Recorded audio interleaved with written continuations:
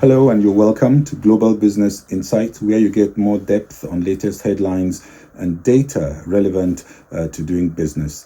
US stocks slipped and opened, but the major averages are still headed for a winning week. The optimism from the FOMC decision is still providing some positive momentum, even though markets seem to be seeking direction from other catalysts. On Open Today Reddit, the social media stock slipped 2.7%, giving back some of the gains from the Power Days IPO. Reddit had soared more than 48% on Thursday yesterday after pricing its IPO at $34 per share. The US Department of Justice has sued Apple in an antitrust case, alleging the iPhone maker uses its ecosystem to drive a formidable monopoly advantage.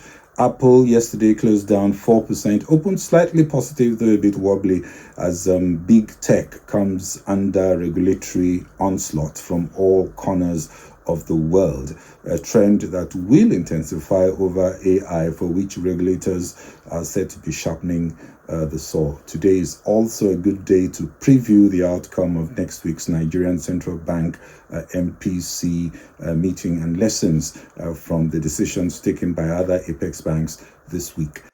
First, on the Apple case, it didn't come as a surprise, as analysts saw 2024 as the year of regulatory aggression towards big tech. Three main areas are coming under much closer radar. First, the general issue of competition and fairness, as smaller companies complain of harsh uncompetitive practices.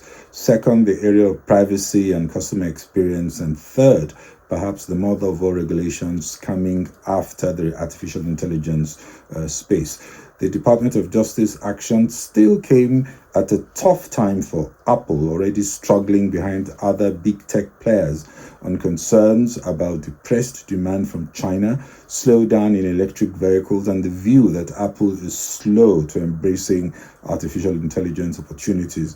Apple is not alone. The DOJ has cases against Amazon, Facebook, and Alphabet, with these cases dragging for years. Apple insists that its ecosystem gives customers a safer and better quality experience, while the DOJ argues that it's too restrictive, it stifles competition in a way that hurts consumers. The DOJ wants to see cheaper and more open, easier to use services, while Apple wants its hardware, software, and services apparently locking consumers into a happy family. There are consequences for Apple. Investors are taking note of the risks associated with buying these stocks and will be increasingly cautious going forward in terms of their exposure to Apple. And Apple, even if they win, they will be less focused on their core business. So this is going to be a bit of a distraction. And there are costs to these battles, apart from all the legal costs and fines. Future initiatives will go through a more rigorous legal check, and the appetite to innovate could be at least slightly dampened. Apple tends not to be the first in a space, but they are better at coming in later with a superior product after a concept has been tested in the market. Some have said artificial intelligence, which will come under much more aggressive scrutiny, is a test case on how to wait and be cautious before pushing new products with gusto, only to be slowed down by regulatory zeal. Regulators are only doing their job. Apple can take solace in the fact that given how these cases drag, by the time we get a resolution, the world may have forgotten what app stores and iPhones used to look like, as the artificial intelligence plus cloud computing new possibilities renders old models redundant. Apple may also be able to make this go away by writing a big check and making structural changes that will assure regulators. At its meeting, the Bank of England yesterday, the Monetary Policy Committee voted by a majority of 8-1 to maintain the benchmark rate at 5.25%. Only one member, Dr. Swati Dengra, Associate Professor of Economics at the London School of Economics, preferred to reduce bank rate by 0.25 percentage points to 5%. At the previous February meeting, there were two members who had voted to raise rates. So there is clearly a dovish slant and a clear trend towards a less restrictive policy. Also, the Bank of England noted that the UK economy is coming out of a recession, growing, with surveys showing an improving outlook for activity. The latest composite PMI, also out yesterday, showed activity edged down to 52.9 in March 2024 from 53 in February, but still the fifth month of expansion in the private sector thanks to a solid rate of output increase. Export sales also went up for the first time since May 2023. The Bank of England noted that 12-month CPI inflation fell to 3.4% in February from 4% in January and December, a little below what they had expected, but adding that services CPI remains elevated at 6.1% in February. The indicators of short-term inflation expectations have also continued to ease. The bank concluded that policy still needs to remain restrictive for sufficiently long to retain inflation to the 2% target sustainably in the medium term. In short, with less recession jitters, the Apex Bank is more confident to keep rates higher for a slightly longer period to be better positioned to deal a knockout blow on inflation. Bank of England agrees that the CPI is projected to fall to slightly below the 2% target in quarter two of this year, far more optimistic than the FOMC that do not expect to see 2% inflation, that's the Personal Consumption Expenditure Index, until 2026. But the UK kicked off the rate hike cycle slightly earlier than the US and saw a more significant impact on the economy, entering a shallow recession just last quarter. Sterling extended early losses against the dollar to trade down 0.4% on the day at $1.273. This morning, it's again slightly lower, minus 0.22%. The main lessons could be being bold to start hiking early if you must, respecting the data and remaining independent of the politics. Like we said on Wednesday, the US Federal Reserve announced it left the policy rate, that's the federal funds rate, unchanged at the rate of 5.25% to 5.5%. Almost nothing changed in the policy statement, but looking at the summary of economic projections a little closer, median GDP in 2024 significantly was revised up from 1.4% to 2.1%. While 2025 was also up from 1.8% to 2%. Unemployment rate at 4.1% was revised down to 4% in 2024, retained at 4.1% in 2025. The core personal consumption expenditure index, that's the Fed's preferred deflator, that's the need to bring down to 2%, is now up, according to what they see in 2024, from 2.4% to 2.6%, and retained at 2.2% and 2% in 2025 and 2026, respectively.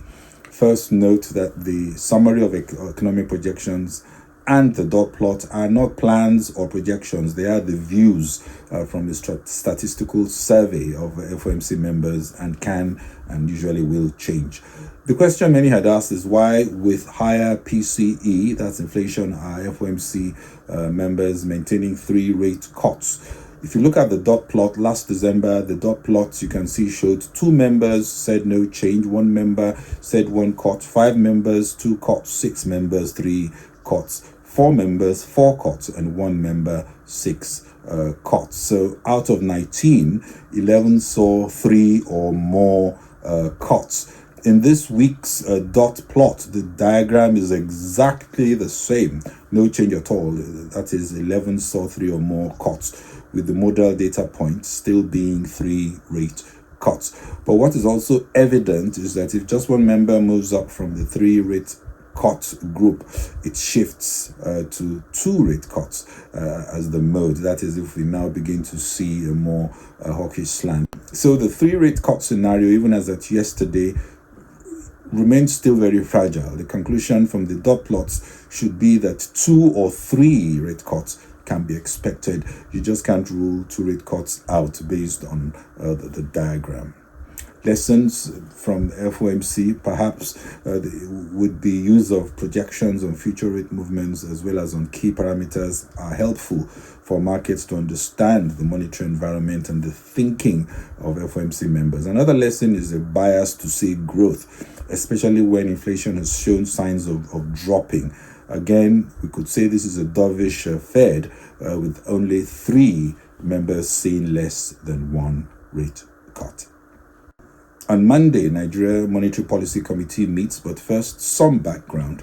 On Wednesday, the Deputy Governor of the Economic Policy Directorate of the Central Bank, Mohammed Sani Abdullahi, also a member of the MPC, said headline inflation will go up to 32.63% in March, 33.56% in April, before coming down to 33.04% in May.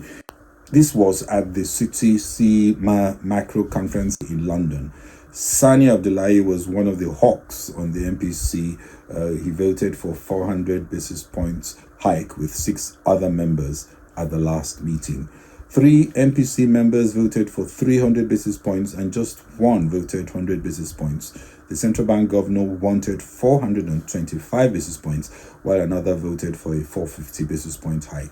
So of the 12, 8 wanted 400 basis points or more, which looks hawkish.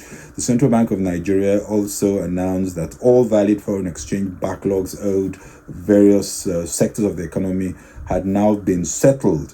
The central bank is targeting inflation dropping to 21.4% by the end of the year, with the focus on building confidence and strategic partnerships with investors, a near-term target of tightening credit through higher rates and a higher cash reserve ratio, and reducing borrowing for consumption and increasing savings, also seeking to bring down bank liquidity and aggregate demand to reduce money supply, also bringing inflation down. Most importantly, aiming to achieve a positive real interest rate.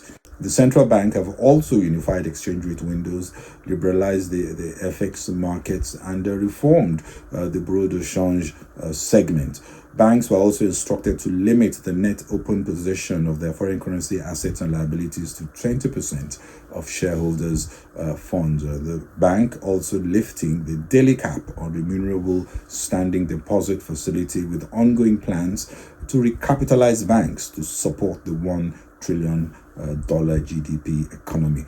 What will they do on Tuesday with real interest rates? That's 31.7 minus 22.75 at minus 8.95, and with the bank expecting inflation to still go up to 33.56, that would be minus 10.81% in terms of where real interest rate lies. I would think a 400 to 450 basis points can be ruled out. But also noting the latest PMI showed a huge hit as February PMI started sinking.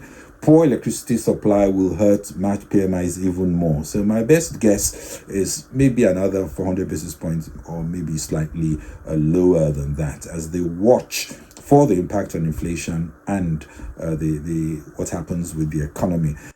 European markets were slightly lower after we saw stocks soaring to an all-time high in the previous session. Stocks Europe 600 up 0.01%, FTSE 250 is however down, that's the UK index down 0.09%. DAX, the German DAX is up 0.18%. CAC 40, that's the French index, also down 0.34%. Nasdaq is positive, just marginally so, up 0.08%. Dow is down 0.51%. S&P 500 down 0.12%. Apple's stock, as we speak, is up 0.61%, and Nvidia is also up 3.16%. Well, that's it from me on Global Business Insights. This is Bode Oshosami. Please share and kindly follow on Facebook and LinkedIn, subscribe on YouTube and X. Thank you very much for watching and following. Bye-bye.